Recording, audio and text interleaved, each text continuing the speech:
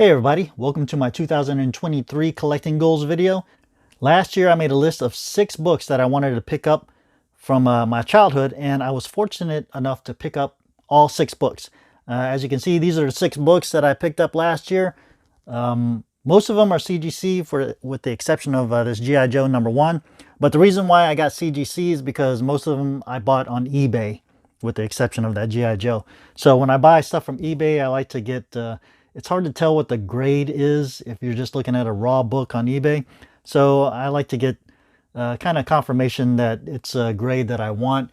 And I did fairly well with some of the grades on these books. These two were the only two that were graded less than 9. And of course the G.I. Joe, I don't have a grade on that. But I'll probably get it CGC graded sometime in the future. But with that being said, let me go over a list of the books I'm going to try to pick up this year. And first book I'm going to start off with is Uncanny X-Men #102. This came out in 1976, and this is the first battle of the Juggernaut versus Colossus and the origin of Storm. And the reason why I'm picking up this book is because, well, Colossus is my favorite hero in the Marvel Universe, and Juggernaut was my favorite villain in the Marvel Universe. So to get a book where their first battle against each other is it's got to be high on my priorities of books that I want. All right. Next book I got is Uncanny X-Men #129. Now this might be a more difficult book for me to acquire because this came out in 1980. This is part 1 of the Dark Phoenix saga, and it's got the first appearance of Kitty Pryde, and it's got the first appearance of Emma Frost, the White Queen, and the first cameo team appearance of the Hellfire Club. So like I said, Kitty Pryde and White Queen, I'd say they're A-list, maybe B-list characters, but this is a very important first appearance in the future of the X-Men. So that's why I'm going for that book. Next up, these next couple of books are for my Amazing Spider-Man collection. Now, I am a fan of Todd McFarlane. I loved his work on Amazing Spider-Man, and there's only, let's see, 3 books that I need to complete my collection, and I already have number 300.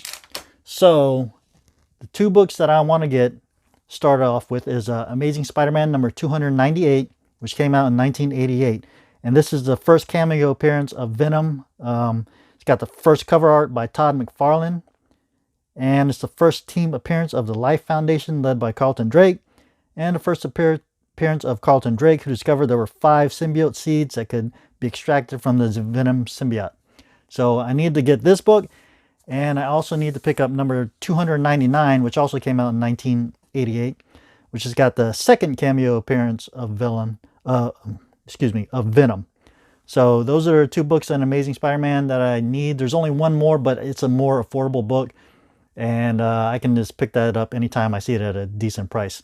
Like I said, Amazing Spider-Man, Todd McFarlane's run was from 298 to about 328 was his last cover issue, although there were a couple books where he did not do the cover. I think 327 maybe.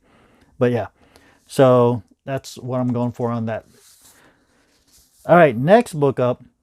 Now last year I got this Secret Wars #1, and throughout the year I collected almost every issue of Secret Wars except for one, and that is going to be Marvel Superhero Secret Wars #8, which came out in 1984, and you guys know the significance of this book. It's the origin of the black symbiote costume that later bonds with Eddie Brock to become Venom, and it's also got the second appearance of Spider-Woman, Julie Carpenter's Spider-Woman. All right, so that is 5 books. The final book that I want to pick up, and I was kind of debating on what first appearance I wanted. I was looking at Ultron because he was a favorite villain of mine during the 80s. But I decided to go with this book, and that's going to be Avengers Annual #10, which came out in 1981, which has the first appearance of Rogue, and it's got the first cover appearance of Mystique. So, yeah, this is a book that I decided to put on my list with that first appearance of Rogue, who is a very important part of the X-Men family. So, yep, definitely got to get this book this year.